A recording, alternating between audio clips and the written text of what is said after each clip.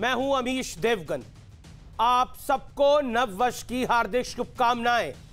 और नए साल में सबसे बड़ा सवाल यही है कि आखिर इस नए साल में किसका सियासी दांव भारी पड़ने वाला है।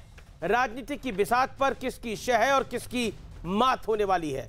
क्योंकि एक तरफ किसान आंदोलन खड़ा है जिसमें विपक्ष पर किसानों को भड़काने का, उन्हें उकसाने का और भ्रम में डालने का बड़ा आरोप लगा है, तो दूसरी तरफ विपक्ष का कहना है कि मोदी सरकार किसान विरोधी है। किसानों को डटे रहने का संदेश देकर राहुल गांधी खुद विदेश चले गए हैं। हालांकि एक बार फिर से सरकार और किसानों के बीच संवाद शुरू हो गया है, लेकिन मुद्दा पश्चिम बंगाल का भी है, जहां ममता बनर्जी को सत्ता से हटाने के लिए बीजेपी ने अपनी पूरी ताकत झोंक दी है। उधर ममता बनर्जी भारतीय जनता पार्टी के नेताओं को बाहरी बताने में जुटी है। तो आज इन तमाम मुद्दों पर होगी देश की सबसे बड़ी बहस। अब 21 की बारी, कौन किस पे बारी। हमारे साथ आज बाबा रामदेव भी होंगे, यानी योग गुरु बाबा रामदेव सुपर एक्सक्लूसिव जुड़ेंगे। तो आज अब 21 की बारी, कौन किस पर बारी। राजनीति से लेकर अर्थनीति पर हर मुद्दे पर बेबाक बातचीत होगी आज के इस 1 घंटे के संवाद में।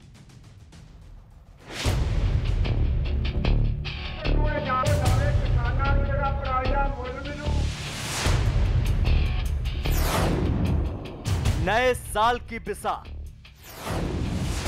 किसकी शह किसकी मात। एक तरफ किसान आंदोलन और साथ में बंगाल का चुनाव, दोनों की बिसात पिछले साल में बिछाई जा चुकी है।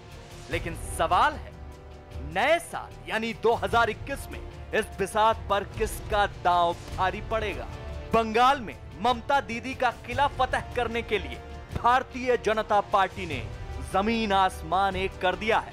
2016 के विधानसभा चुनाव से लेकर 2019 के लोकसभा चुनाव तक भारतीय जनता पार्टी बंगाल में लगातार मजबूत हुई। चुनाव आते हैं जाते हैं, जय पराजय होता रहता है। कभी ये बैठेगा कभी वो बैठेगा, लेकिन ये मौत का खेल लोकतंत्र में कभी नहीं चल सकता। लोकेर काज करे ना, कोनदिन होम मिनिस्टर चले आसছে, कोनदिन ওই আরেকটা মিনিস্টার চলে আসছে, কোনদিন চারটা নাড্ডা ফাড্ডা ভাড্ডা গড্ডা সব চলে আসছে একটা করে। আর তারা একা প্রোগ্রাম করবে, কেউ করে না। আর যেদিন তারা প্রোগ্রাম করবে, লোক যদি না আসে তাহলে নিজে সাজিয়ে রাখবে, যাতে নতুনকি করে ন্যাশনাল নিউজে ভালো করে দেখায় যে দেখো আমরা মেরেছি। আরে ममता जी के प्रति बड़ा गुस्सा है और लोग यही आस लगाकर बैठे हैं कब चुनाव आए, कब परिवर्तन करे और कब मोदी जी के साथ हमारा तार सीधा जुड़ जाए। ये गुंडा राज जो हमें देखने को मिला है, इसको नस्तो नाबूद करना है। ममता जी के राज में बंगाल अराजकता का पर्यायवासी बन चुका है, असहिष्णुता का पर्यायवासी बन चुका है। हालांकि बंगाल के चुनाव में न तो लेफ्ट और न ही कांग्रेस अब तक रेस में दिख रही है, लेकिन इन दोनों पार्टियों ने किसानों के मुद्दे पर सरकार को घेरने में ताकत झोंक दी है। हालांकि किसान नेता और सरकार एक बार फिर बातचीत की टेबल पर आ चुके हैं। 4 जनवरी यानी सोमवार को अगले दौर की बैठक होनी है। लेकिन सरकार लगातार आरोप लगा रही है कि विपक्ष ने किसानों के बीच भ्रम फैलाया है। देश हमारी नीयत में गंगा जल और मां नर्मदा के जल जैसी पवित्रता भी देख रहा है। बिना डिबेट किए, बिना किसानों से चर्चा किए, बिना मजदूरों से पूछे ये कानून ऊपर से थोप दिए गए हैं और इन कानूनों को हटाना ही पड़ेगा, विद्रॉ करना ही पड़ेगा। तो आज सबसे बड़ा सवाल यह है कि आखिर नए साल में किसका सियासी दांव भारी पड़ने वाला है। आज इसी पर होगी देश की सबसे बड़ी बहस। अब 21 की बारी, कौन किस पर भारी। अब 2021 की बारी, कौन किस पर भारी। आज की चर्चा, आज का संवाद इसी पर। और बाबा रामदेव भी हमारे साथ जुड़ेंगे। लेकिन सबसे पहले मैं अपने 2 मेहमानों को इंट्रोड्यूस कराता हूं। मेरे साथ भारतीय जनता पार्टी के सांसद, नेता, प्रवक्ता डॉक्टर सुधांशु त्रिवेदी है। मेरे साथ कांग्रेस की तरफ से कांग्रेस पार्टी की प्रवक्ता सुप्रिया श्रीनेत है। आप दोनों का अभिनंदन है, आप दोनों को नव वर्ष की हार्दिक शुभकामनाएं। उम्मीद करते हैं कि यह वर्ष आपके लिए, आपकी पार्टियों के लिए मंगलमय हो। सबसे पहले सुप्रिया जी, शुरुआत आपसे करते हैं। 2021 से कांग्रेस पार्टी को क्या उम्मीद है, क्योंकि बंगाल का चुनाव भी है जहां पर बड़ी लड़ाई भारतीय जनता पार्टी और टीएमसी के बीच होने की संभावना दिख रही है, जैसे लोकसभा चुनावों के नतीजे आए थे। उसके अलावा किसानों का आंदोलन चल रहा है, व्हाट इज योर टेक?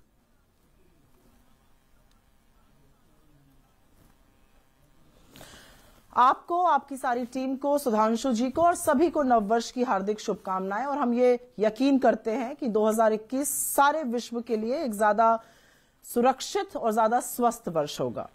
आपने 2021 में मेरी अपेक्षाएं पूछी और मेरी सबसे पहली अपेक्षा तो यह है कि सियासत को छोड़कर देश की और देशवासियों की बात होगी।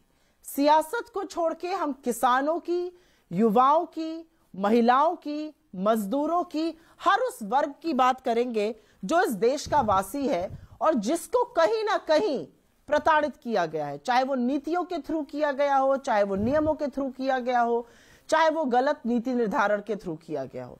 किसान का ही मुद्दा ले लीजिए, मैं पहली ऐसी व्यक्ति होंगी और मेरी पार्टी खड़ी रहेगी अग्रिम पंक्ति में अगर मोदी सरकार खुले दिल से, बड़े दिल से किसानों की समस्याओं का समाधान करे। क्योंकि देखिए, दंभ और अहंकार से न सरकारें चलती हैं न नीति निर्धारण होता है। तो मेरी पहली अपेक्षा 2021 में रहेगी कि सरकार संवेदनशील बने, सरकार दूरदर्शी बने, नीति निर्धारण करे, समस्याओं पर फोकस करे, उनके निवारण की बात करे, सुर्खियां बटोरने का काम मत करे। यानी 2021 एक महत्वपूर्ण वर्ष है विश्व के लिए और खासकर भारत के लिए। जी, आपने बंगाल के सवाल को अवॉइड कर दिया या आपको बंगाल से कुछ उम्मीद नहीं है, या आप भूल गई? नहीं, ऐसा नहीं है, ऐसा नहीं, मैंने बिल्कुल नहीं भूली और ना मैंने अवॉइड किया। मैं एक प्रवाह में बोल रही थी। मुझे ऐसा लगता है बंगाल एक अच्छा चुनाव होगा और बंगाल से पता चलेगा कि देश का मूड क्या है।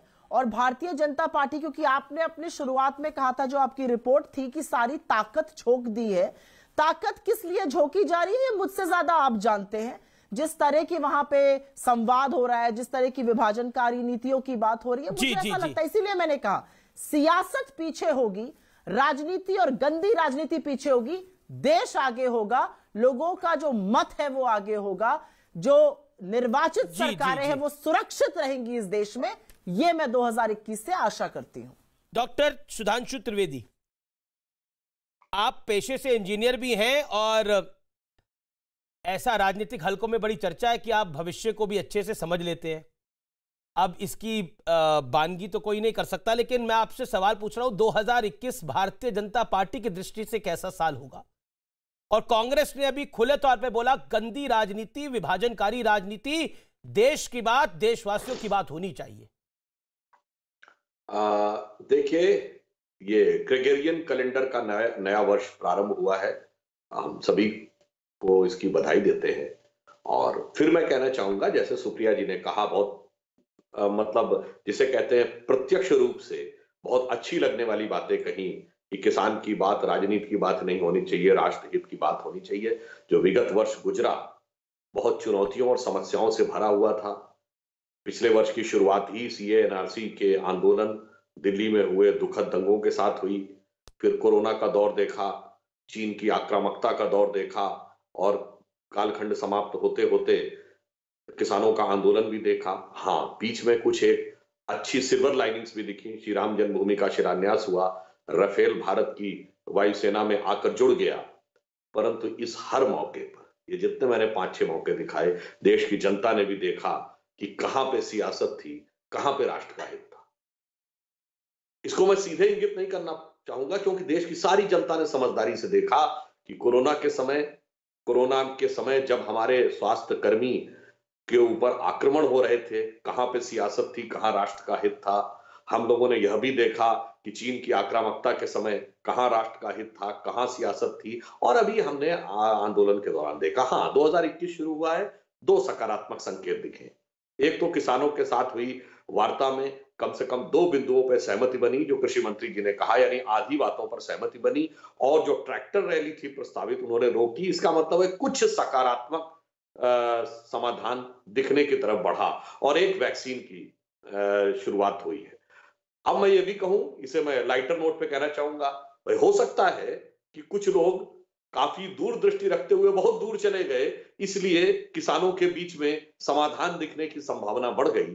परंतु 2021 का जहां तक वर्ष है, आपने बंगाल का जिक्र किया, तो मैं सिर्फ एक बात कहूंगा, आज बंगाल की विधानसभा में हम 3 विधायकों वाली पार्टी है और 294 सीटों वाली वह असेंबली है। कांग्रेस के 24 थे, और आपको पता है कांग्रेस में 24 लोगों से शपथ पत्र भरवाए गए थे कि वो पार्टी के प्रति निष्ठा बना के रखेंगे। लेफ्ट पार्टीज मुख्य अपोजिशन पार्टी थी। आज आपको भारत के इतिहास में ऐसा विधानसभा चुनाव नहीं याद होगा जहां 294 में 3 सीटों वाली पार्टी मुख्य मानी जा रही हो, सत्ताधारी दल उसी से जवाब मांग रहा हो, और जो विपक्षी दल थे, चाहे वामपंथी दल हो या कांग्रेस, यानी हम तो 3 पे और वो न 3 में न 13 में। ये एक बड़े परिवर्तन का प्रतीक है जो बंग भूमि के ऊपर होता हुआ दिखाई पड़ रहा है, और हमें इस बात की पूरी आशा है कि हमारी पार्टी के संस्थापक स्वर्गीय श्यामा प्रसाद मुखर्जी जी के सपनों को साकार करते हुए बंग भूमि, जहां से राष्ट्रवाद के सारे स्वर निकले, सुधांशु जी आपको मेरी आवाज मिल रही है, जनगण मन तक, वह आज 21वीं सदी में राष्ट्रीय नवनिर्माण में मोदी जी के नेतृत्व में साथ में आकर सम्मिलित। ठीक है, आपने अपनी बात को रखा। सुप्रिया श्रीनेत,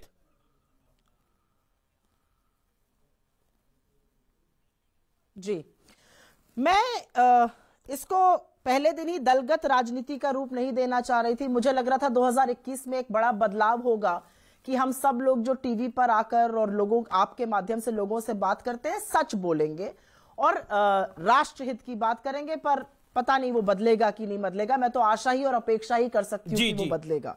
2020 वाकई में एक बड़ा चैलेंजिंग ईयर था।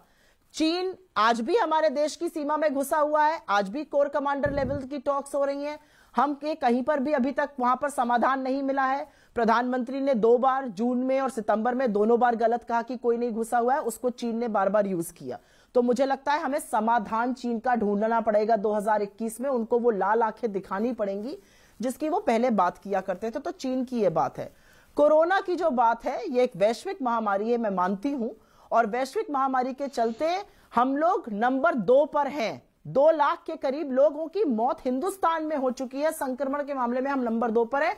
मैं आशा करती हूं कि हमें इस बीमारी से निजात मिलेगी, लेकिन मैं ये भी आशा करती हूं कि जिन नर्सेज और डॉक्टर्स ने अपने प्राणों की बाजी पर लगकर लोगों की सेवा करी और अग्रिम पंक्ति में खड़े रहे, उन पर डंडे और लाठियां नहीं बरसाई जाएंगी जब वो अपने हक, अपने डीए, अपनी सुविधाओं की बातें करेंगे, जैसे कि अभी हमने थोड़े दिनों पहले एम्स में होते हुए देखा। मैं ये भी आशा करती हूं कि कुप्रबंधन के चलते कोरोना के पहले लगातार 8 तिमाही तक हमारी जीडीपी रेट जो गिरी थी, और अब जो भारत की economy for the first time recession में चली गई है, उसको सुधारने का प्रयास होगा और सुर्खियां बटोरने का प्रयास नहीं होगा, क्योंकि यह सिर्फ एक अंक या आंकड़ा मात्र नहीं है, ये जॉब्स दिखाता है, ये इकोनॉमिक प्रॉस्पेरिटी दिखाता है। जी सुप्रिया, चाइना के ऊपर सुधांशु आपको जवाब देना चाहते हैं। सुप्रिया, चाइना के ऊपर सुधांशु आपको जवाब देना चाहते हैं। जी, मैंने इकोनॉमिक की इसलिए बात करी क्योंकि 2021 एक बड़ा महत्वपूर्ण वर्ष होने वाला है। अर्थव्यवस्था की भी हम बात कर लेंगे आगे। इकोनॉमी पूरी तरह से ध्वस्त है, कहीं पर सरकार को इसको फोकस करना पड़ेगा। जी सुधांशु, चाइना पर कांग्रेस का 2000 से ही, जैसे इन्होंने मजाक में कुछ बातें कही सुधांशु भाई ने, मैं बोलिए सुप्रिया जी, बोल लीजिए। मैं भी हंस के कह देती हूँ कि जो लोग काले कपड़े और काले लिबास, जो लोग बड़े बड़े कोट और काले लिबास पहन के मॉडलिंग की बातें कर रहे हैं, वो क्या जाने कि बाहर के गिरते तापमान में कैसे किसान आज भी सड़क पे उतरकर खुले आसमान के नीचे आपने प्रधानमंत्री मोदी पर कराया जो उन्होंने काफ्तान डाला था। देश के जो ठीक है बड़े नेता हैं,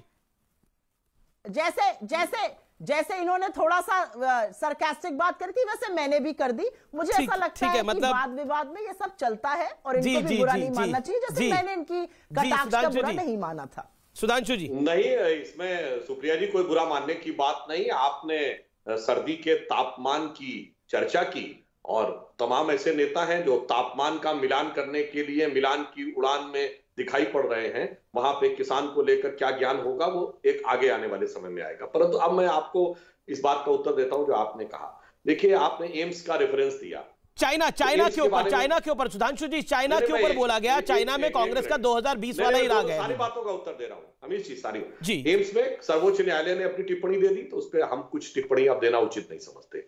स्वास्थ्य कर्मियों की आपने बात कही, तो जब स्वास्थ्य कर्मियों पे प्राण घातक हमले हो रहे थे इस देश में, तब कितनी सियासत की गई है देश की जनता ने देखा। आखिर में मजबूर होकर केंद्र सरकार को एक स्पेशल नियम बनाना पड़ा, किसके लिए? डॉक्टर, नर्सेज और स्वास्थ्य कर्मियों के प्रोटेक्शन के लिए। अब हम चाइना वाली बात पे आते हैं। आपने जो बात कही, प्रधानमंत्री, सेना अध्यक्ष, रक्षा मंत्री, विदेश मंत्री सबने कहा, परंतु आपको विश्वास नहीं हुआ। कोई बात नहीं, यह आपका अपना विचार है, विश्वास न करें। परंतु चाइना ने पहली बार 70 साल के इतिहास में, जब से 1949 में पीपुल्स रिपब्लिक ऑफ चाइना बना है, चाइना ने भारत पे आरोप लगाया है कि हम उसके क्षेत्र में घुस गए। चलिए, कोई बात नहीं, कुछ चीजें ऐसी हैं चीन के साथ जो मोदी सरकार के दौर में हुई जिसमें किंतु परंतु का स्कोप नहीं है। नंबर 1, शंघाई कॉरपोरेशन की बैठक में आतंकवाद का विषय सम्मिलित होना पड़ा चीन के ना चाहते हुए। नंबर 2, धारा 370 पर एड़ी चोटी का जोर लगाने के बाद भी एक चीज का प्रस्ताव न यूएन में ला पाया, न ऑर्गेनाइजेशन ऑफ इस्लामिक कंट्रीज में भी बैकडोर से लाने का जो प्रयास किया, नहीं हो पाया। Number 3, missile technology control regime में हम सदस्य बन गए, चाइना हमको नहीं रोक पाया और न खुद बन पाया। नंबर 4, मसूद अजहर चाइना के न चाहते हुए आतंकी घोषित हुआ और झक मारकर चाइना को उसकी सहमति देनी पड़ी। ये तो हमारा एटीट्यूड रहा है चाइना के साथ, जिस ढंग से हमने डील किया। और पूर्व में क्या रहा है, अब अभी की बात तो छोड़ दीजिए, करार, व्यापार, सब कुछ को छोड़ दीजिए। याद करिए 1955 बांडुंग कॉन्फ्रेंस इंडोनेशिया की, कोई नॉन अलाइन में बुलाने को तैयार नहीं था चाइना को, और नेहरू जी ने जाके वीटो कर दिया कि चाइना को बुलाओ, नहीं बुलाओगे तो हम नहीं आएंगे। तो चाइना के साथ सरकारों की नीतियों का अंतर साफ देखा है जनता ने, और कहां पर नीति है और कहां पर राजनीति है, यह भी देखा। सुप्रिया, क्या आपको लगता नहीं है कि राहुल गांधी क्योंकि विदेश चले गए, एक विदेश दौरे पर था, भारतीय जनता पार्टी इस पर लगातार तंज कस रही है, कह रही है कि जिनके अध्यक्ष ही यानी पूर्व अध्यक्ष ही और आने वाले वर्तमान में जो अध्यक्ष बनने वाले हो, उस नेता का ही इतना ऐसा हाल है, तो उस पार्टी को कैसे सीरियसली लिया जाएगा? क्या आपको लगता नहीं है कि किसान आंदोलन के बीच में राहुल गांधी का विदेश जाना 2020 में भी नहीं, 2021 में भी आप लोगों पे भारी पड़ेगा, क्योंकि पॉलिटिकली महत्वपूर्ण साल होगा ये वाला?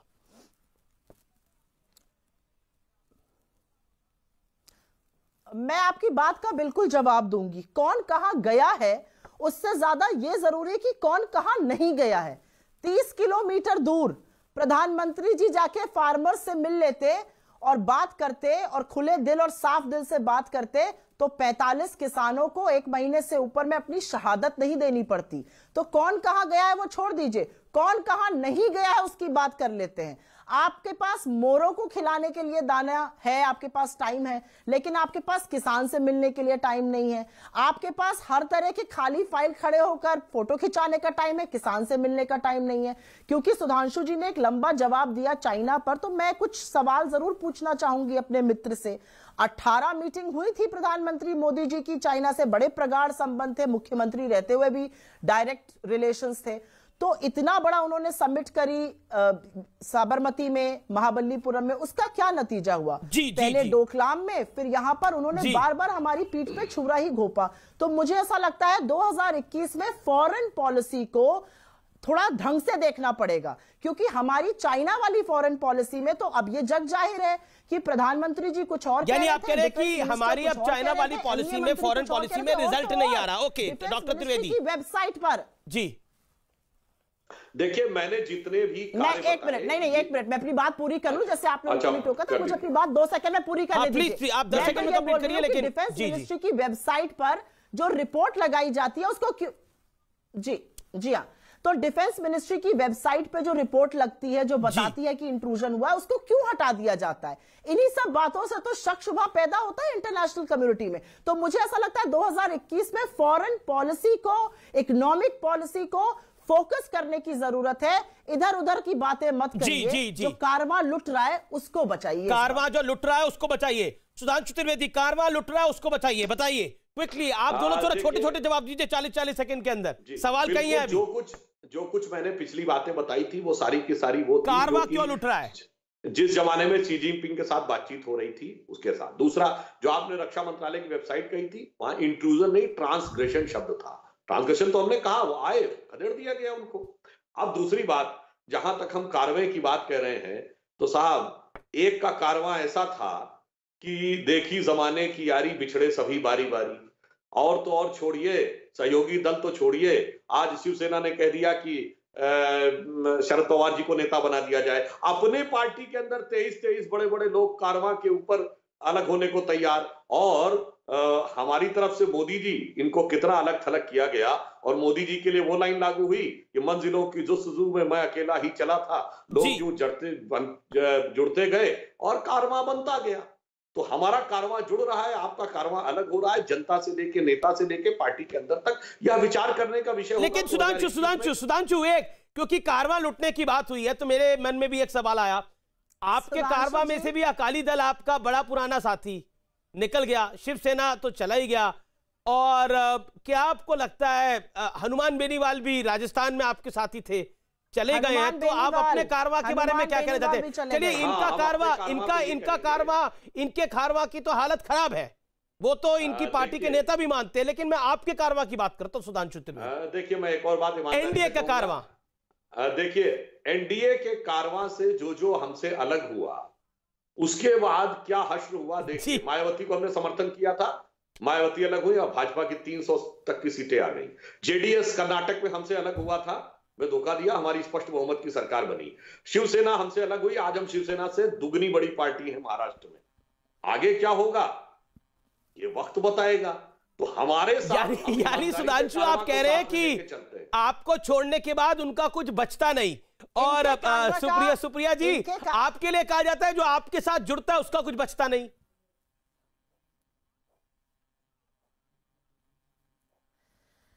मैं तो ये कहूंगी सुधांशु जी से कि आपसे जो अलग हुआ वो बर्बाद हो गया। ये भी सच है कि आपसे जो अलग होता है वो देशद्रोही हो जाता है, लेकिन आपसे जो जुड़ जाता है वो गंगा नहा जाता है। मैं तो ये कहूंगी हाथ जोड़कर इस बार कि 2021 में कपिल गुर्जर जैसे लोगों को भारतीय राजनीति में कोई जगह नहीं मिलनी चाहिए, जिनको आपकी पार्टी ने सदस्यता दी, कोहराम मचा और फिर उनको हटाया गया। 2021 में मुझे ऐसा लगता है राजनीति जो है वो थोड़ी साफ मन की, साफ दिल की और खरी राजनीति होनी चाहिए। हमारे कारवां की जहां तक बात है, हमारा कारवां इस देश के मजदूरों और किसानों के साथ खड़ा है। वो किसान जो अपने हक की लड़ाई लड़ रहा है, जिस किसान को विभाजनकारी नीतियों से एक पॉलिटिकल लाइन हो सकती है कि हमारा कारवां मजदूर के साथ है, किसान के साथ है। यहाँ बात हो रही है सियासी कारवां, हक की लड़ाई लड़ रहा है और हम उसके साथ सुप्रिया जी 2021 ही नहीं, सुप्रिया जी रहेंगे। मेरा सवाल भी सुन लीजिए सुप्रिया जी। साल का पहला दिन है, मेरा निवेदन आपसे यह है कि देखिए, ये तो पॉलिटिकल लाइन हुई कि हाँ हम मजदूर के साथ है, किसान के साथ है, गरीब के साथ है, गुरबे के साथ है, ये तो पॉलिटिकल लाइन हुई। पॉइंट ये है कि आपकी पॉलिटिकल हैसियत जिसे कहते हैं, उसको लेकर बड़े सारे क्वेश्चन मार्क उठ रहे हैं बार बार, क्योंकि 23 नेताओं ने भी सवाल उठाया, वो आपकी पार्टी का मामला है, उस पर आप अगर बोलना चाहें तो बोले। शरद पवार को लेकर शिवसेना ने बहुत बड़ी बात बोली है, वो छोटी बात नहीं है कि यूपी अध्यक्ष शरद राव पवार होने चाहिए। और शरद राव पवार ने कांग्रेस को छोड़ा था, वो पुराने कांग्रेसी हैं। और शरद राव पवार साहब के दिल के अंदर जरूर है कि वो कांग्रेस की विचारधारा के अब सर्वोच्च नेता है प्रणब दा के जाने के बाद। अब मैं थोड़ा कंफ्यूज हूं कि मैं थोड़ा कंफ्यूज हूं कि मैंने आपके चैनल पर देखा या किसी और चैनल पर उनका इंटरव्यू देखा है और उन्होंने कहा है कि नहीं, कांग्रेस जो है वो नेशनल पार्टी है और उसी को अग्रिम होना चाहिए। और सामना ने भी अपने एक दूसरे एडिटोरियल में लिखा है कि ये कांग्रेस को ही आगे बढ़ के नेतृत्व करना चाहिए। तो आई डोंट नो, मैं कंफ्यूज हूं कि मैंने आप पे देखा या किसी और चैनल पर देखा, लेकिन मैंने शरद पवार जी का ये इंटरव्यू देखा है। देखिए, ऐसा है कि अपने कारवां को लुटते हुए देखकर भी भाजपा हमारी चिंता कर रही है। मैं खुश हूं इस चिंता से। आपको शिवसेना छोड़ गई, आपको अकाली छोड़ गए, आपको हनुमान बेनीवाल छोड़ गए, आपके कैबिनेट मंत्री के दर्जे के व्यक्ति ने हरियाणा में रिजाइन कर दिया, लेकिन आपको अभी भी हम ही दिख रहे हैं। अच्छी बात है, ये बहुत बढ़िया बात है। ऐसे ही लोग आपको छोड़ते रहेंगे और आप जिस जलजले की बात कर रहे हैं वो बनता जाएगा। आपको मेरी शुभकामनाएं हैं अग्रिम तौर पर। मैं दूसरी बात कहना चाहती हूं, मैं तो ये कहना चाहती हूं जिसको आप पॉलिटिकल लाइन कहते हैं, एक्चुअली वही राष्ट्र धर्म है, वही राजधर्म है। राजहट पॉलिटिक्स नहीं है, राजधर्म करने के लिए हम सब पब्लिक लाइफ और राजनीति में हैं। आज जिस कॉन्स्टिट्यूशन की शपथ लेकर सुधांशु त्रिवेदी जी राज्यसभा के मेंबर हैं, उसी कॉन्स्टिट्यूशन को बचाने के लिए, उसी के तहत लोगों को बचाने के लिए ही हम राजनीति करते हैं, हम पब्लिक लाइफ में। तो इसको पॉलिटिकल लाइन मत कहिए, यही यथार्थ है। और यथार्थ में, और मैं तो एक बात को स्वीकारती हूं कि हमारी पार्टी में तो चलिए फिर भी 23 लोगों की ये हिम्मत है कि वो एक चिट्ठी लिख दें। भाजपा में क्या किसी की हिम्मत है कि आज प्रधानमंत्री या अमित शाह के खिलाफ या उनकी किसी नीति को क्वेश्चन करते हुए लिख दे? हनुमान बेनीवाल के एनडीए छोड़ने के अगले दिन ही घोषित कर दिया गया था टीवी पर कि उनकी तो कोई हैसियत ही नहीं है राजनीतिक। अगर हैसियत नहीं थी तो काहे आप कितने दिनों से पार्टनर बने हुए थे? अगर शिरोमणि अकाली दल बिल्कुल करप्ट था, जो बार बार बोला गया भाजपा की ओर से, तो क्यों आप कितने दिनों से पुराना पार्टनर था? तो गंगा वही नहाएगा जो इनके पास आएगा। जैसे कपिल गुर्जर गोली चलाते हैं, भाजपा की सदस्यता मिलती है। ये सब मत करिए। राजनीति का मतलब इस तरह की कलंकित चीजें करना नहीं होता है। ओके, सुधांशु जी, आपने बात कही तो मैं बिंदुवार उत्तर देता हूं। कपिल गुर्जर, आपने बिल्कुल कहा आपकी पार्टी। कपिल गुर्जर पहले किस पार्टी के सदस्य थे? हमने तो उनको तुरंत निकाला। मैं मानता हूं वो बिल्कुल गलती थी, हमारी किसी नगर इकाई ने भी किया, परंतु पहले वो आप पार्टी के ही सदस्य थे। बाकायदा उनका उस समय वो आया था जिस समय उन्होंने वो ऐसा दुर्दांत घटना की थी। दूसरी बात, आपने कहा कि राजनीति राजधर्म के लिए होती है और विरोध करना उचित है। बिल्कुल, मगर विरोध किस समय पे करना चाहिए मैं उदाहरण देना चाहता हूं।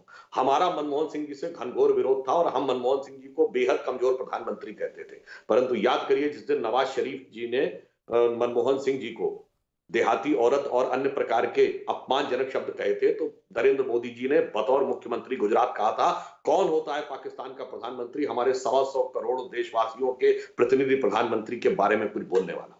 1995 जिनेवा में जब पाकिस्तान हमारे खिलाफ प्रस्ताव लेके आ रहा था मानवाधिकार हनन का, नरसिम्हा राव की सरकार थी, अटल जी नेता प्रतिपक्ष थे, न सिर्फ प्रतिनिधिमंडल का नेतृत्व किया बल्कि सारा श्रेय नरसिम्हा राव सरकार को दिया, हमने लेने की कोशिश नहीं की। 1971 के युद्ध में इंदिरा जी की क्या क्या प्रशंसा की कांग्रेसी आप तक खुद बोलते हैं। 1962 के युद्ध के समय जब नेहरू जी प्रधानमंत्री थे, वो नेहरू जिन्होंने राष्ट्रीय स्वयंसेवक संघ पर प्रतिबंध लगाया, तो जनसंघ ही नहीं राष्ट्रीय स्वयंसेवक संघ ने इस कदर साथ दिया कि नेहरू जी ने प्रशंसा की और 26 जनवरी 63 को गणतंत्र दिवस परेड में बुलाया। ये चीज होती है, यह परंपरा है कि प्रतिपक्ष में रहते हुए जब राष्ट्र के सामने चुनौती के अवसर आए तो कैसे धर्म का निर्वाह करना चाहिए, हम राष्ट्र धर्म का निर्वाह करते हैं और कौन राजनीति करता है, यह पूरी तरीके से देश की जनता के सामने बिल्कुल स्पष्ट है। और अंत में मैं कहूंगा, अमीर जी आपने कहा था ना कि आगे के समय के लिए कैसा अच्छा है। एक वो गालिब का शेर है ना जिसकी दूसरी लाइन सबको याद रहती है, वो मैं पहली लाइन के साथ बोलता हूं। एक ब्राह्मण ने कहा कि इस बार का साल अच्छा है, तो मैं कांग्रेसियों के लिए कह रहा हूं, एक ब्राह्मण ने कहा कि इस बार का साल अच्छा है, दिल को बहलाने को गालिब ख्याल अच्छा है। तो गालिब का ये शेर था, वो ये सोच रहे हैं कि उनके लिए अच्छा होगा, तो अब देखेंगे कि क्या होता है। ओके, सुप्रिया, क्योंकि मैं टू द पॉइंट बंगाल पर सवाल पूछता हूं आपसे। बंगाल के अंदर कांग्रेस ने लेफ्ट के साथ समझौता किया है, लेफ्ट के साथ के खिलाफ आप केरल में लड़ाई लड़ते हैं, यानी चुनाव लड़ते हैं। क्या आपको लगता नहीं है ये बड़ा विरोधाभास है, क्योंकि वहां पर लेफ्ट की भी पॉलिटिकल हैसियत पिछले कुछ वर्षों के अंदर कमजोर पड़ी है और कांग्रेस की जो पॉलिटिकल हैसियत है वो किसी से छुपी नहीं हुई है? क्या आपको लगता नहीं है ये समझौता दिल्ली में जैसे आम आदमी पार्टी और कांग्रेस ने कर लिया था वैसा ना हो जाए आप लोगों के लिए? कहीं इसका नुकसान केरल में ना हो?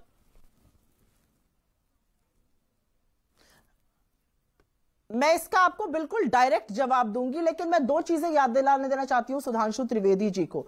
जिस दौर की आप बात कर रहे हैं उस दौर की हम भी रिस्पेक्ट करते हैं। अटल जी ने इंदिरा जी को दुर्गा बुलाया था क्योंकि उनके अंदर ये औकात थी और ये समझ थी और ये स्वावलंबन था कि उन्होंने खड़े खड़े पाकिस्तान के, भारतीय सेना के शौर्य और पराक्रम के बल पर 2 टुकड़े किए पाकिस्तान के। और हम सम्मान करते हैं अटल जी का, जिन्होंने इंदिरा जी को दुर्गा बुलाया। लेकिन हम उतना ही असम्मान और उतनी ही अवमानना करते हैं कि 26/11 जब ऑपरेशन चल रहा था तो गुजरात के चीफ मिनिस्टर रहते हुए मोदी जी ने जाकर ताज पैलेस होटल के दिल्ली में, बंबई में प्रेस कॉन्फ्रेंस करी थी। हम उतनी ही भर्त्सना करते हैं कि जब डेप्सांग में चीनी घुसे हुए थे तब स्वर्गीय सुषमा जी ने और अरुण जेटली जी ने जाके प्रेसिडेंट ऑफ इंडिया, तब प्रणब दा प्रेसिडेंट ऑफ इंडिया थे, उनसे पूछा था कि कौन से शस्त्र यूज हो रहे हैं, ये जानने का हमें हक है। तो ऐसी बातें मत करिए। राजनीति का जो दौर था वो दौर था जिसमें हम एक दूसरे की इज्जत करते थे, और अब राजनीति का ये दौर आ गया है कि विपक्ष जानना चाहता है कि कौन से हथियार यूज हो रहे हैं जब चीन घुसा हुआ है। खैर, अब आपकी मैं बंगाल की बात पर जवाब देती हूं। बहुत सारे ऐसे राजनीतिक समझौते होते हैं जो प्रांतवादी तरीके से होते हैं। ऐसे बहुत सारे राजनीतिक समझौते भाजपा के भी हैं, चाहे वो अरुणाचल में हो जहां पर उनकी ऑपोजिशन से वो था, और चाहे वो असम में हो जहां पर आपने देखा कि कैसे उन्होंने अपने साथी को छोड़ के फिर बाकी चीजें करी। मेरा तो दूसरी चीज मानना है, मेरा मानना ये है, क्योंकि केरल के अंदर भारतीय जनता पार्टी की कोई हैसियत नहीं है, वहां पर कांग्रेस की हैसियत है और लेफ्ट की हैसियत है। जहां पर आपको लगता है कि आप एक बड़ी ताकत बनकर किसी को भी देश के खिलाफ काम करने से रोक सकते हैं, संविधान की रक्षा कर सकते हैं, वहां पर बिल्कुल साथ आना चाहिए। इसमें कोई गलत बात नहीं है। प्रांतवादी राजनीति कई बार डिफर करती है, और ये जिसको आप विरोधाभास कहते हैं, इसको पॉलिटिकल एक्यूमेन भी कहा गया है इंडियन पॉलिटिक्स में।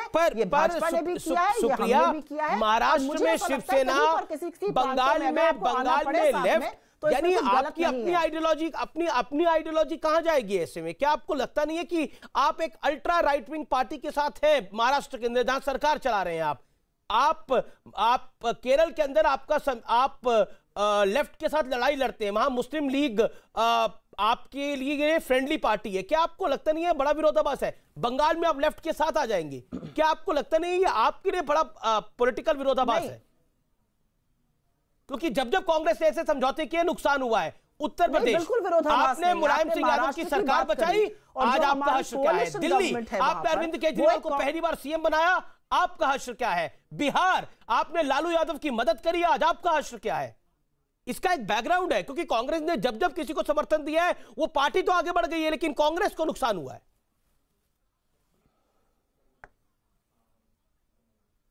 नहीं, आपके पैशन का मैं के लिए शुक्रगुजार हूं और उसका मैं समर्थन करती हूं। ऐसा पैशन होना चाहिए सवाल पूछते वक्त, चाहे आप विपक्ष से पूछिए चाहे आप सत्ता पक्ष से पूछिए।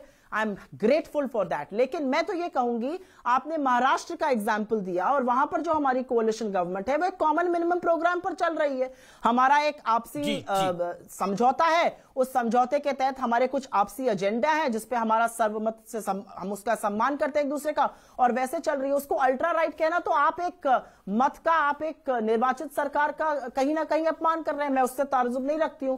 जहां तक आपने कहा कि आपने बिहार की बात करी, ऐसा है कि प्रांतीय पार्टीज का जो उत्थान हुआ है, जो एवोल्यूशन हुआ है वर्नाक्युलर पार्टीज का और रीजनल पार्टीज का, वो हिंदुस्तान की राजनीति में एक असलियत है। उससे हम मुंह नहीं मोड़ सकते हैं। 2 नेशनल पार्टीज हैं, भाजपा और कांग्रेस, पर आप इससे नहीं मुंह मोड़ सकते हैं कि रीजनल पार्टीज का वर्चस्व है कहीं कहीं, और अगर उनका उत्थान हुआ है तो ऑब्वियसली वो इनकम्बेंट पार्टी के वजह से ही होगा, हमारे बूते पर ही होगा, क्योंकि हम इनकम्बेंट थे तो हमारे से उनका उत्थान होगा। ये एक changing dynamic of Indian politics है, इसको हम कैसे नकार सकते हैं? मेरे साथ इसीलिए मैं कह रही हूं कि उनके साथ खड़े होकर ऐसे लोगों का विरोध करना, मुझे लगता है हमारा राजनीतिक धर्म है। सुधांशु कुछ रिप्लाई करना चाह रहे हैं। सुधांशु मैं बहुत संक्षेप में एक बात कह देता हूं। एक तो सुप्रिया जी नवाज शरीफ के ऊपर मोदी जी के वक्तव्य को टक्कर गई, और वह राजनीति आज भी इस दौर में कभी नहीं थी कि डीजीएमओ प्रेस कॉन्फ्रेंस करे फिर सर्जिकल स्ट्राइक कहा जाए, एयरफोर्स प्रेस कॉन्फ्रेंस करे तो फिर कहा जाए कुत्ते मरे थे, कौवे मरे थे, पेड़ गिरे थे, बिल्डिंग गिरे थे, वगैरह वगैरह। मगर एक बात जो अभी आपने बात कही, जो आपने हथियार वाली बात कही थी, ये बात कही थी, मेरे विचार से राजनीति की एक निश्चित मर्यादा है जिसका सबको पालन करना चाहिए। जी, लेकिन सुधांशु त्रिवेदी, बंगाल क्योंकि बड़ा महत्वपूर्ण इलेक्शन है भारतीय जनता पार्टी के लिए, पालन नहीं किया गया था। मैं तो बस एक आप लेफ्ट और कांग्रेस का अलायंस कैसा अलायंस देखते हैं? क्योंकि एक पॉलिटिकल पंडित का ऐसा मानना है, पॉलिटिकल पंडित का ऐसा मानना है कि अब आपकी नजर केरल पे भी होगी, क्योंकि केरल में जो कांग्रेस की स्पेस है उसको बीजेपी खाने की कोशिश करेगी। अब क्विकली 20-30 सेकंड बस एक संक्षेप में, हमने बंगाल का, तो केरल में तो हमारा एक एमएलए है, उसके बाद लेफ्ट भी लड़ाई हमसे मानता है, कांग्रेस भी हमसे मानता है। और देखिए सुप्रिया जी ने कितनी मजेदार बात अभी कह दी, अब ये शिवसेना को अल्ट्रा राइट नहीं मानते। अरे भाई आप राइट के साथ भी हैं और लेफ्ट के साथ भी हैं, दो नावों के बीच में साबुत बचे न कोई, लेफ्ट राइट ही करते रह जाएंगे। अगर मेरे साथ बाबा रामदेव जुड़ गए हैं, तो ये समझ लीजिए कि 2021 में बहुत कठिन है डगर पनघट की। बहुत बहुत शुक्रिया। लेफ्ट राइट करने में बड़ी मुश्किल होगी। बहुत बहुत शुक्रिया आप दोनों का, आप हमारे साथ जुड़े इस कार्यक्रम के अंदर। मेरे साथ जाने माने योग गुरु बाबा रामदेव